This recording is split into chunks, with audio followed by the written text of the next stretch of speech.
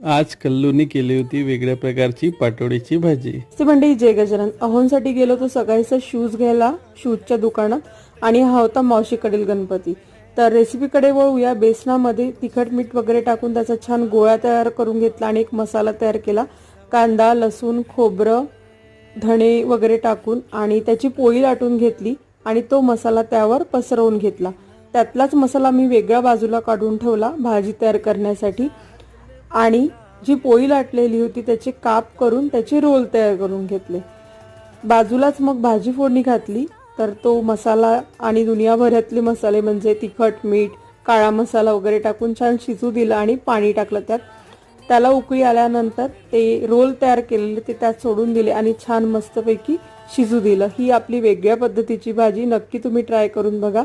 ही होती आपली थाळी, पोळी, भाजी, भात आणि सलाद। चला भेटूया, बाय बाय।